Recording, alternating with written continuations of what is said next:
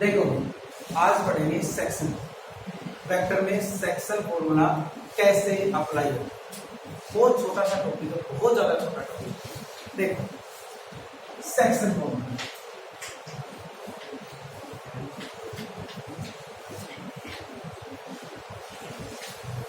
इन vector, ठीक है। Vector में सेक्शन फॉर्मूला कैसे काम करता है। कह रहा है आपके पास एक लाइन सेगमेंट है, ये आपके पास क्या होगा, लाइन ए बी आपके पास कहेंगे लाइन सेगमेंट, ठीक है। इस ए पॉइंट का जो पोजीशन वेक्टर है वो क्या मान लिया हमने, ए वेक्टर, ठीक है। जो बी पॉइंट का पोजीशन वेक्टर है वो क्या मान लिया हमने, ठीक है। तो मैं लिख दूं position vector of point A equal to A B, और दिक्कत position vector of point B equal to B. क्या बात समझ में? तो कह रहा है एक पॉइंट है सी, एक पॉइंट क्या है सी, उसका पोजीशन वेक्टर क्या रहा होगा, उसका पोजीशन वेक्टर क्या रहा होगा। तो मैंने क्या मान लिया, आर वेक्टर। कब, जब ये पॉइंट इस लाइन सेगमेंट को एम रेशियो में क्या करे, डिवाइड करे, ठीक है। तो let position vector of point C मैंने क्या मान लिया अभी, आर। तो दिक्कत आप, ठीक है, ये बात समझ आ गई। आप मेरे को एक बात बताओ, मैं को मेरे पास कोई पॉइंट पी है, ठीक है, इसका पोजीशन वेक्टर क्या होगा। तो कहोगे सर ये कहीं सेंटर रहा होगा, जो ओपी वेक्टर है वो पॉइंट पी का क्या होगा, पोजीशन वेक्टर होगा। ऐसे निकालते पोजीशन वेक्टर, क्या ये बात की सच्चाई है। तो मैं तुम्हें कहूँ ए पॉइंट का पोजीशन वेक्टर ए वेक्टर, इसका मतलब आप ये भी तो लिख सकते हो ओ ए वेक्टर, पोजीशन वाली बात। क्या ये बात समझ आ गई। पॉइंट बी का जो पोजीशन वेक्टर बी वेक्टर है, तो आप इसको ओपी वेक्टर भी तो लिख सकते हो, तो इसको क्या लिख सकते हो, ओसी वेक्टर। कोई दिक्कत वाली बात नहीं, ये बात तो समझ में आ गया आपको। अरे आएगी नहीं आएगी। तो तुम ये बताओ जब इसमें सेक्शन फॉर्मूला लगाएंगे, क्या 10th क्लास का सेक्शन फॉर्मूला याद है आपको। 10th क्लास में क्या पढ़ते थे कि आपके पास कोई लाइन सेगमेंट है x1, y1, एक है आपके पास x2, y2। अगर कोई पॉइंट P के हमें कोऑर्डिनेट निकालने होते थे जो m रेशियो n में क्या करता है, डिवाइड करता है, तो आंसर क्या आता है, x equal to m x2 plus n x1 upon n plus n, y equal to क्या आता था अभी, m y2 plus n y1 upon n plus n। क्या ये बात समझ आ गई, ठीक है। ये दोबारा बताऊं, ये बात समझ आ गई, पक्की बात है, ठीक है। यही काम क्या करते हैं, इस साइड का रेशियो तो इस साइड वाला पॉइंट, इस साइड का रेशियो तो इस वाला पॉइंट, और ये फॉर्मूला m प्लस n, जब लास्ट में नीचे m प्लस रेशियो का क्या करते हैं सम, ऊपर में प्लस था, तो जब पॉइंट होता था वो कैसे डिवाइड करता था, इंटरनली। याद है ये बात, अरे याद है या नहीं है। अगर पॉइंट एक्सटर्नली डिवाइड करे तो माइनस, तो जहां प्लस है उनकी जगह क्या आएगा, माइनस। ये चीज आपको याद है, ठीक है। तो काम इसमें भी यही करना है, इसमें कोई नई चीज नहीं करनी है हमें, काम हमें यही करना है। इसमें क्या दे रखा है अभी, ए बी लाइन सेगमेंट दे रखे हैं। ए पॉइंट का पोजीशन वेक्टर क्या होगा, ए वेक्टर, बी पॉइंट का पोजीशन वेक्टर क्या होगा, बी वेक्टर, और सी पॉइंट का पोजीशन वेक्टर निकालना था तब जब ये सी पॉइंट इसको हम में क्या करें, डिवाइड करें, तो सी पॉइंट का जो पोजीशन वेक्टर है मैंने क्या मान लिया, आर वेक्टर मान लिया। क्या बेटा ये बात समझ में आई। तो तुम बताओ आर वेक्टर बराबर मैं ओसी वेक्टर लिखूंगा, क्या आएगा, m इंटू ओपी वेक्टर, अरे इस साइड वाला वेक्टर। क्या ये बात समझ में आएगी, प्लस n इंटू ओए वेक्टर अपॉन m प्लस। क्या ये बात समझ में आएगी। तो तुम बताओ आर वेक्टर तुम्हारा क्या होगा, m b vector plus n c vector upon m plus n, और यही आपका वेक्टर में क्या होगा, सेक्शन फॉर्मूला, ठीक है। तो m into b vector plus n into a vector upon m plus n, यही फॉर्मूला सेक्शन फॉर्मूला है किसमें, वेक्टर में। क्या बेटा ये बात दोबारा बताऊं या समझ में आ गई, आगे गेट आउट है, ठीक।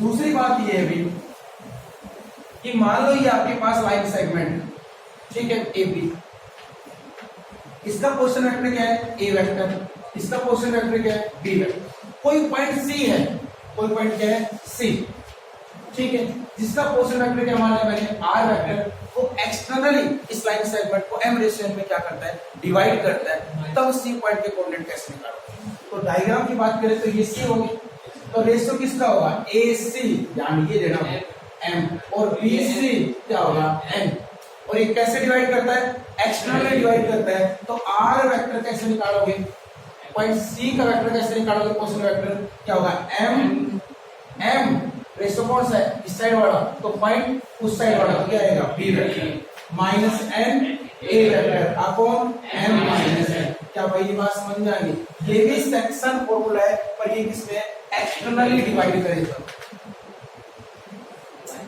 और ये कौन सा है, इंटरनली डिवाइड करेगा।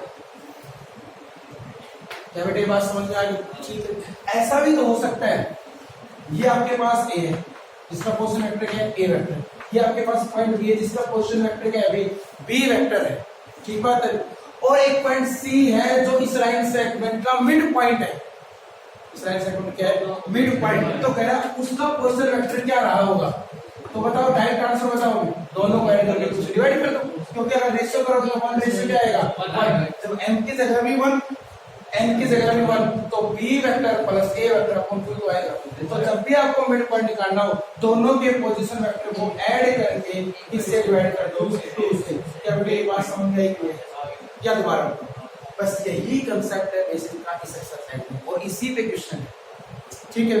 तो स्टार्ट करते हैं, क्या मैं पहला एग्जांपल देखो, तब तक पहला एग्जांपल क्या है, हाँ पहला एग्जांपल क्या देखा कि find the position vector of point which divide, एक पॉइंट के पोजीशन वेक्टर निकालने जो पॉइंट डिवाइड करता है एक पॉइंट ए और बी को, ए बी लाइन सेगमेंट को एक पॉइंट सी डिवाइड करता है 2:3 में, एक बार इंटरनली डिवाइड करता है एक बार एक्सटर्नली। तो कह रहा है उस पॉइंट का पोजीशन वेक्टर क्या रहा होगा, इसका मतलब सी पॉइंट का क्या निकालना है, पोजीशन वेक्टर, जिसको मैं थोड़ी देर के लिए क्या मान लूं, आर। तो कह रहा है ए पॉइंट का जो पोजीशन वेक्टर है वो क्या होगा, 2a वेक्टर माइनस के 3b, ठीक बात है। और तुम बताओ बी पॉइंट का पोजीशन वेक्टर कितना दे रखा है, 3a वेक्टर माइनस के 2b वेक्टर। क्या ये बात समझ में आ गई, एक एक स्टेप से करें तो लिखेंगे पोजीशन वेक्टर ऑफ पॉइंट ए, इसका मतलब क्या होगा, ओ ए वेक्टर वो कितना होगा, 2a वेक्टर माइनस के 3b वेक्टर। क्या ये बात समझ में आ गई। उसके बाद क्या लिखोगे, position vector of point B, जिसको आप क्या लिखोगे, ओ बी वेक्टर क्या बनेगा, 3a वेक्टर माइनस के 2। क्या ये बात समझ में आ गई। Let position vector of point C, इस पर तो क्या होगा, ओसी वेक्टर, जिसको हमने क्या मान लिया, आर वेक्टर। क्या यूज करोगे, using section formula, using section formula. अगर सेक्शन फॉर्मूला हम यूज करेंगे तो तुम मेरे को बताओ, R vector equal to m of O A vector होगा, क्या होगा, ओ ए होगा, ध्यान आएगा, O B vector plus n into O A vector upon क्या बढ़ेगा, m प्लस n। तो बेटे क्या बढ़ गया अभी, m into O B vector क्या होगा, 3a vector minus 2b vector plus m की जगह कितना है, ये किसका काम करेगा, m का, ये किसका काम करेगा, n का, तो ये क्या हो गया, ठीक है, प्लस n की जगह कितना हो जाएगा, 3, हाँ 3 इंटू ओ ए वेक्टर कितना होगा, minus 3b upon m plus n कितना होगा, प्लस 3।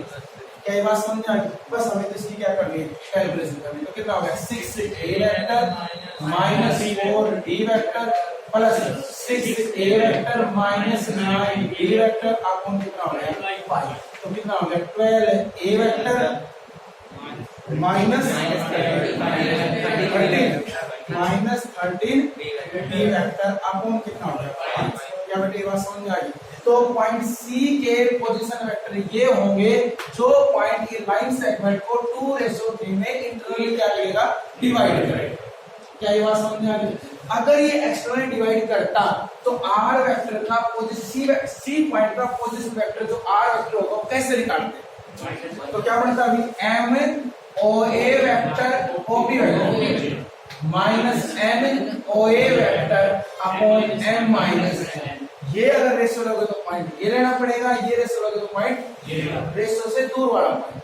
ठीक है, तो m कितना आपका 2 इंटू ओ बी वेक्टर क्या है 3 ए वेक्टर माइनस के 2 बी वेक्टर माइनस n कितना 3 इंटू ओ ए लिखो तो 2 ए वेक्टर माइनस के 3 बी वेक्टर अपॉन 2 माइनस 3। तो कितना हो गया 6 A vector minus 4 B vector minus 6 A vector plus 9 B vector upon कितना हो गया -1 6 ए से 6 से कट गया तो कितना बच गया प्लस के 5 बी वेक्टर अपॉन माइनस तो माइनस के 5 बी वेक्टर। ये पॉइंट सी के पोजीशन वेक्टर है कब, जब ये रेशियो 2:3 का करे एक्सटर्नली डिवाइड करे। क्या भाई रेशियो सेक्शन फॉर्मूला लगाना है वेक्टर में, यहाँ पे डाउट। ये आंसर मैंने किया इंटरनली का, जब इंटरनली डिवाइड करता हूं, और ये क्या है एक्सटर्नली। कोई डाउट बताओ मेरे को, बताओ। इसमें ये फॉर्मूला लगा था, इसमें ये दोनों फॉर्मूले के बेसिक्स मैंने आपको समझाया। क्या समझ में आ गया? एक क्वेश्चन करते हैं।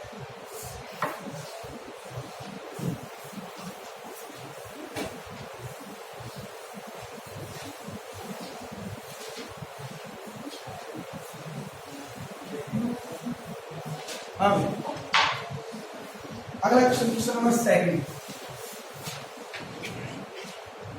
देखो बहुत इंपॉर्टेंट क्वेश्चन है, बहुत अच्छा क्वेश्चन है, बहुत कुछ बातें मैं आपसे पूछूंगा इससे।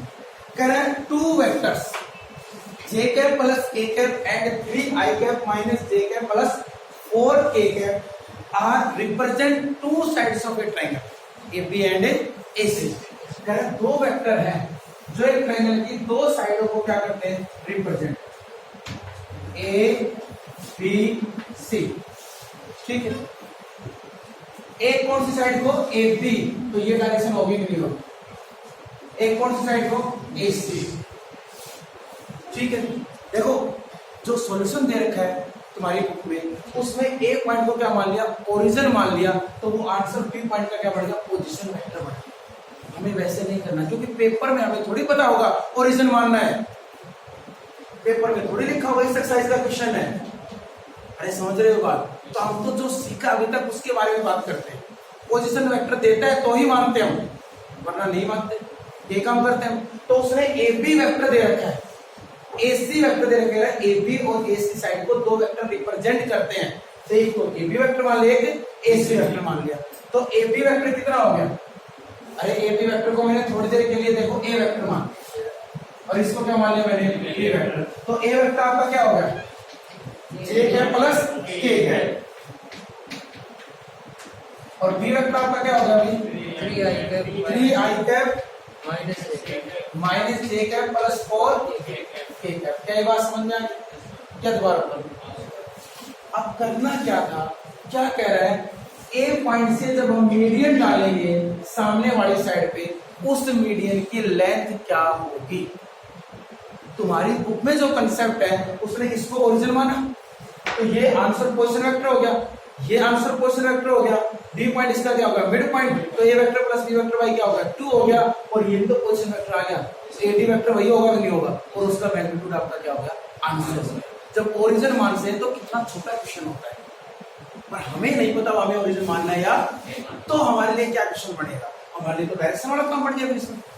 भाई हमें क्या निकालना है एडी वेक्टर आएगा, उसका जो मैग्नीट्यूड होगा तो एडी की लेंथ होगा कि नहीं होगा।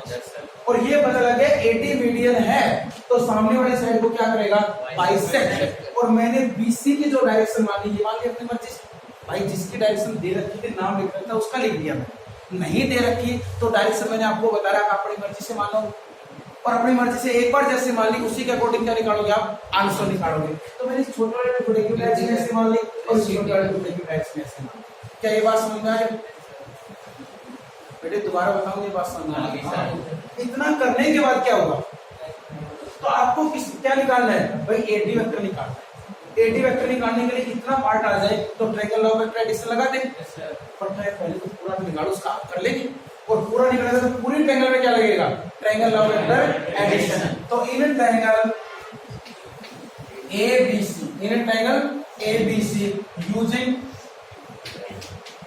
Triangle law of vector triangle law of vector addition. क्या पड़ेगा अभी पहला ए से बी पे जाओगे, बोलते जाओगे A B vector plus BC vector का आंसर क्या आएगा ए। बात समझ आई? हमें क्या निकालना था बीसी वेक्टर, तो B C vector equal to A C vector minus A B vector, और एसी वेक्टर क्या है बी वेक्टर और एबी वेक्टर क्या है ए वेक्टर। तो तुम बताओ बीसी वेक्टर का आंसर बी वेक्टर कितना है 3i cap minus J cap plus 4k cap minus A vector कितना है J cap plus k cap. ठीक है, आंसर कितना आ जाएगा अभी 3i cap minus 2j cap plus 3k cap. क्या ये बात समझ में आ गई? अरे आएगी क्या तुम्हारे पास बीसी वेक्टर आया नहीं है? आ गया। और तुम बताओ इन ट्रायंगल ABC में AD इज मीडियन है या नहीं है? अरे AD इज मीडियन है या नहीं है? और मीडियन होते सामने वाले साइड को क्या करती है बाइसेक्ट, इसलिए BD वेक्टर बराबर DC वेक्टर, क्योंकि डायरेक्शन अगर ऐसे होते तो CD बोलता, बराबर क्या होगा अभी BC वेक्टर बाई 2। क्या ये बात समझ जाए? अरे होगा नहीं होगा? तो तुम बताओ BD वेक्टर कितना आ जाएगा BC वेक्टर का हाफ, तो इसका हाफ करोगे कितना होगा 3i cap minus j cap plus 3/2k cap. क्या बेटा ये बात समझ में आती है? जैसे आपके पास BD वेक्टर आया तो इसमें क्या लग जाएगी फिर से ट्रायंगल लॉ वेक्टर एडिशन, क्योंकि आपसे क्या निकालना था AD का। बताओ कैसे लगेगा AB vector plus BD vector किसके बराबर होगा AD वेक्टर। तो AB वेक्टर है क्या A वेक्टर, BD वेक्टर है क्या ये आंसर। A वेक्टर कितना है J cap plus K cap plus BD vector कितना है 3/2i cap minus J cap plus 3/2k cap. इसका आंसर क्या आएगा AD वेक्टर। ठीक बात है, J कैप से क्या कट गया J कैप, आंसर क्या 3/2i cap plus 5/2k cap equal to AD vector. हमें AD की क्या चाहिए लेंथ, तो AD का क्या निकालना पड़ेगा तो क्या बनेगा square root of 9/4 plus 25/4। Solve करो तो ऊपर तक रूट 34, नीचे क्या आ गया 2 करके दोबारा बताया जाएगा समझ में आ गया। ये देखो हमने जो अब तक सीखा था डायरेक्शन में वो सारा कंसेप्ट हमने यूज किया, ओरिजिन नहीं माना।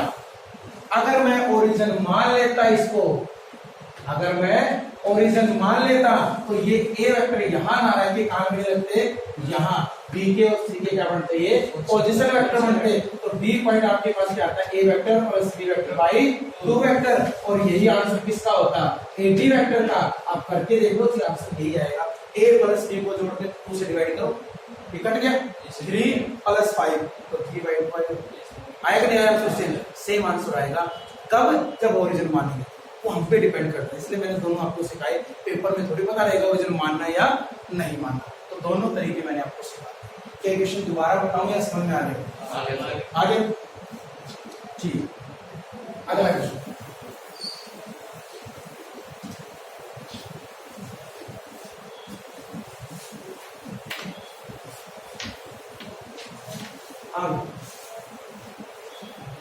अगला क्वेश्चन क्या है कि prove that median of a triangle met in a point. कह रहा है किसी ट्रायंगल की जो मीडियन होती है वो एक ही पॉइंट पे मिलती है, ये हमें क्या करना है प्रूव करना है। तो ये आपके पास ट्रायंगल होगी, अरे होगी नहीं होगी A B और C, ये आपके पास AD होगी, ये आपके पास क्या होगी मान लो BE होगी, ये आपके पास क्या होगी CN। ठीक है, हाँ भाई ए पॉइंट का पोजीशन वेक्टर क्या मान लिया हमने ए वेक्टर, भाई दे नहीं रखा तो मान सकते हैं पोजीशन वेक्टर बी का पोजीशन वेक्टर बी और सी का पोजीशन वेक्टर सी वेक्टर। आपको पता है मीडियन जहां मिलती है वो क्या होता है सेंट्रोइड होता है। तो ये पॉइंट क्या होगा सेंट्रोइड होगा, आप सभी जानते हैं। अरे आई कि नहीं बात सुनिए। और ये सेंट्रोइड को मैंने क्या मान लिया ओ, और सेंट्रोइड प्रत्येक मीडियन को 2:1 में क्या करता है डिवाइड। ये बात भी आप जानते हो। पर क्वेश्चन क्या कह रहा है कि ये प्रूव करके दिखाओ ये तीनों मीडियन एक जगह मिले। इसका मतलब तीनों का ये जो पॉइंट हो सबका क्या होगा सेम होगा। और ये पॉइंट मीडियन के अंदर एक पॉइंट ओ होता है जिसको हम क्या नाम दे रहे हैं, सेंट्रोइड। वो हमेशा 2:1 में क्या करता है, डिवाइड करता है।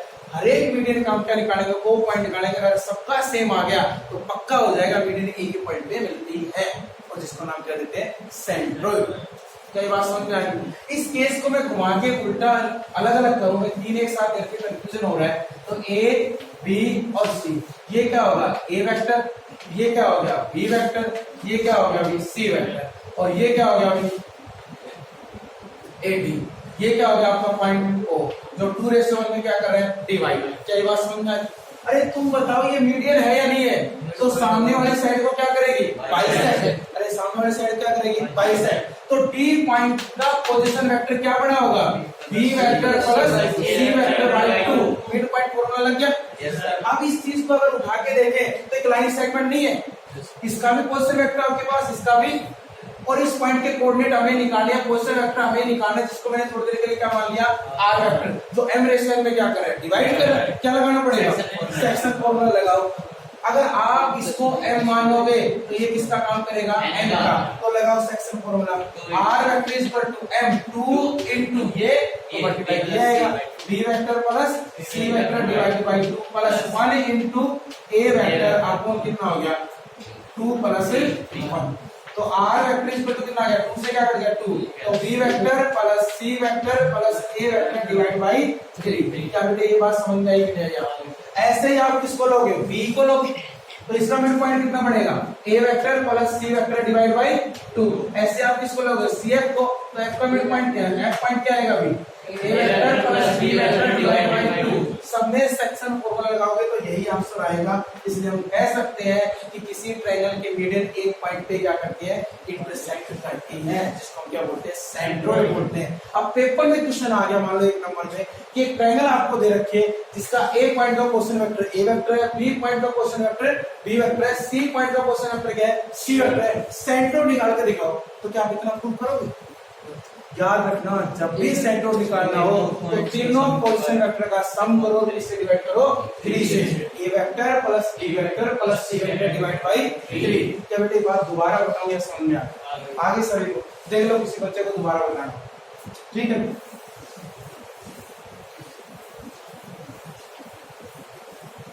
अगला क्वेश्चन देखो,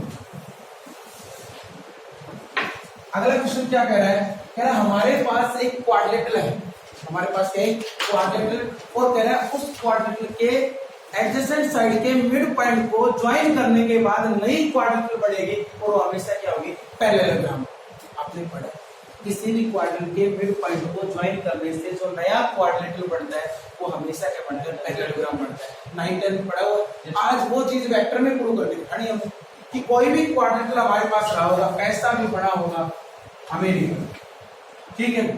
आगे बात सुन, तो ये A हो गया, ये B हो गया, ये C हो गया, ये क्या हो गया, D हो गया। कोई क्वाड्रिलेटरल आपको देखा, उसका मिड पॉइंट, साइड्स का मिड पॉइंट, इसका मिड पॉइंट B मान लिया, इसका मिड पॉइंट Q, इसका मिड पॉइंट R और इसका मिड पॉइंट S। क्या ये बात समझ में आई? तो कह रहा है मिड पॉइंटों को ज्वाइन करने के बाद जो नई क्वाड्रिलेटरल बढ़ेगी वो क्या होगी, पैरेललोग्राम। तो P को Q से ज्वाइन, Q को R को S से, S को T से। तो क्या प्रूव करना है, P Q R S is parallelogram. क्या बेटे बात समझ में आई? वैसे करते हैं तो इसी को ज्वाइन करते हैं, दो मिड पॉइंट को ज्वाइन करने वाले तीसरे के पैरेलल होती है, कंसेप्ट याद है? मिड पॉइंट फॉर्म से करते थे, वो 9-10 में करते थे। अब वेक्टर से करना होगा तो हम अपनी मर्जी से क्या मान सकते हैं, पोजीशन वेक्टर। ए पॉइंट का पोजीशन वेक्टर क्या माना, ए वेक्टर, बी का क्या मान लिया, बी वेक्टर, सी का क्या मान लिया, सी वेक्टर, और डी का क्या मान लिया, डी वेक्टर। क्या बेटे ये बात समझ में आई? पक्की बात है, ये बात समझ में आई? तो P पॉइंट का पोजीशन वेक्टर क्या बनेगा, A vector plus C vector divide by 2। Q point का position vector B vector plus C vector divide by 2। Mid point वाला फॉर्मूला लगा रहा हूं। R के क्या बनेंगे, C vector plus D vector divide by 2, ठीक है? S के क्या बनेंगे, A vector plus D vector divide by 2। क्या बेटे ये बात समझ में आई कि नहीं आपसे, या दोबारा बताएं? सभी को समझ में आ गया? पक्की बात है, ठीक है? अब कह रहा है पोजीशन वेक्टर निकालने से क्या होगा, हमें तो पैरेललोग्राम प्रूव करना है। एक क्वाड्रिलेटरल पैरेललोग्राम कब होती है, जब अपोजिट साइड आपस में क्या हो, पैरेलल, या एक पेयर पैरेलल और क्या हो जाए, इक्वल, ठीक है? तो अगर ये और ये आपस में पैरेलल हो जाए तो बात कर जाए, तो हमें PQ वेक्टर निकालना पड़ेगा और SR वेक्टर निकालना पड़ेगा। मैंने PQ वेक्टर निकाला, इसका मतलब position vector of point Q minus position vector of point P। क्या बेटे ये बात समझ में आ गई? 2 क्या आ गया? एलसीएम। तो P vector plus D vector plus C vector minus A vector minus A B vector, इससे क्या कर दिया? P C vector minus A vector का क्या आ गया? 2। क्या ये बात समझ में आ गई? फिर मैंने क्या निकाला? SR RS निकाल देता तो उल्टा होगा, डायरेक्शन तो सेम करनी तभी पैरेलल होंगे। तो SR क्या बनेगा? पोजीशन वेक्टर ऑफ R, तो C vector plus D vector divide by 2 minus A vector plus D vector divide by 2। बेटे 2 क्या लोगे? एलसीएम। तो C vector plus D vector minus A vector minus के D वेक्टर, D से क्या cut गया? D। तो C vector minus A vector divide bye क्या होगा? 2। क्या बेटे ये बात आपको दोबारा बताइए या समझ में? अब ध्यान से देखो, PQ वेक्टर किसके बराबर आ गया? SR vector. तो दोनों वेक्टर क्या हो गए? अरे दो वेक्टर बराबर होते तो सेम डायरेक्शन में, तो क्या हो गए? पैरेलल। दोनों क्या हो गए भाई? पैरेलल। और जब मैं मैग्नीट्यूड करूंगा इक्वल वेक्टर का मैग्नीट्यूड भी आपस में क्या आता है? बराबर। इसका मतलब इक्वल भी है, तो एक पेयर पैरेलल और इक्वल क्या बन गया? अगर इक्वल ना करना है तो एक बार ये वेक्टर निकालो, एक बार ये दोनों भी आपस में क्या आ जाएंगे? पैरेलल। तो अपोजिट साइड पैरेलल होते हुए क्या बन जाएगा? पैरेललोग्राम। मतलब एक बात दोबारा बताऊं या समझ में आगे? अब ठीक है, 26 में 4। हाँ देखो 26 मिनट हो गए हैं। हाँ भाई बात ऐसी है, एक क्वेश्चन और करवाते हैं, ठीक है? अगला क्वेश्चन क्या कह रहा है कि आपके पास एक पैरेललोग्राम है, तो प्रूव करो उसके डायगोनल आपस में क्या करते हैं? बाइसेक्ट करते हैं। अगर किसी क्वाड्रेटिल के डायगोनल आपस में बाइसेक्ट करते हैं तो क्या बनेगी? पैरेललोग्राम बनेगी। तो क्वेश्चन इंग्लिश में क्या बढ़ गया? So that quadrilateral is a parallelogram if and only if its diagonal bisect to each other। क्या कह रहा है? if and only का मतलब ये होता है, पता है आप सभी को? yes, इसका मतलब एक बार ऐसा काम करते हैं, एक बार ऐसा काम। एक बार इस चीज को गिवन तो ये प्रूव करोगे, एक बार इसको गिवन तो ये प्रूव करोगे। क्या ये बात सभी को पता है? और ये दोनों मिलके क्या बनते हैं? if and only if। तो क्या चाहता है? एक बार अगर पैरेललोग्राम है तो डायगोनल बाइसेक्ट करनी चाहिए, अगर डायगोनल बाइसेक्ट करते हैं तो पैरेललोग्राम, ठीक है? ओ तो करें, तो ये तो आपने मान ली पैरेलल। A B C और D। A का पोजीशन वेक्टर क्या मान लिया? A vector. B का पोजीशन वेक्टर क्या मान लिया? B vector. C का C वेक्टर और D का D वेक्टर। क्या बेटे बात समझ में आ गई? क्या दोबारा सभी को समझ में आ गई? देख लो किसी को डाउट, कोई डाउट नहीं है? अगर कोई डाउट नहीं है तो आप ये बताओ, ये डायगोनल AC होगा कि नहीं? ये डायगोनल BD होगा कि नहीं? तुम पैरेललोग्राम अगर मैं मान के चलता हूं कि ABCD is a parallelogram, ABCD क्या है? पैरेललोग्राम। पैरेललोग्राम बताओ क्या जानते हो? बस इतना जानता है, अपोजिट साइड आपस में होंगी पैरेलल, ये तो कंफर्म है। तो इसका मतलब अपोजिट साइड पैरेलल भी होंगी और बराबर भी होंगी। तो AB वेक्टर किसके बराबर होगा? BC का। इसकी पक्की बात है। AB वेक्टर होगा क्या? B वेक्टर माइनस, अरे BC वेक्टर क्या होगा? C vector minus D vector. क्या बात समझ में आ रही है? मैं D को इस साइड लेके आऊं तो B vector plus D vector बराबर A vector plus C vector. मैं किससे डिवाइड कर दूं? दोनों साइड 2 से। अरे मिड पॉइंट तो 2 से डिवाइड करने भी आता है। अब ध्यान से देखो ये बकवास क्या बन गया आपके लिए? B plus D by half. तो A BD का मिड पॉइंट है या नहीं? AC का mid point A plus C by 2। तो ये दोनों मिड पॉइंट है या नहीं? और दोनों मिड पॉइंट बराबर है तो यही पॉइंट होगा, तो इसको भी बाइसेक्ट करता है और इसको भी बाइसेक्ट करता है। इसलिए जो पैरेललोग्राम के डायगोनल आपस में क्या करते हैं? बाइसेक्ट करते हैं। समझ में आएगा? आगे बात समझ। अब उसके बाद अगर क्वेश्चन ये हो, अब क्या मानोगे? डायगोनल आपस में क्या करते हैं? बाइसेक्ट। तो आप यहाँ हो, अगला स्टेप ये होगा, अगला स्टेप, अगला स्टेप अपोजिट लाइन आपस में क्या होगी? पैरेलल। मैग्नीट्यूड भी बराबर तो क्या होगी? इक्वल। तो क्या बनेगा? ये बात समझ। तो या तो अलग अलग करो, आज या इस नंबर साथ में लाते हो। क्या बेटे समझ में आया कि नहीं आया? तो बताओ एक्सटर्नल डिवाइड करते तो कर देते हो, इंटरनली डिवाइड करते तो क्वेश्चन वेक्टर निकाल दोगे। तो पैरेललोग्राम का क्वेश्चन आ जाए, मिड पॉइंट का क्वेश्चन आ जाए और जिसमें ओरिजिन मानना हो और बिना माने करना हो तो दोनों कंसेप्ट समझ में आए कि नहीं आए? तो ये छोटा सा आपका कंसेप्ट था सेक्शन फॉर्मूले का जो मैंने आपको करवा दिया। आगे का काम अगले लेक्चर में, ठीक है बेटा? होगी बिट पूरी? हाँ।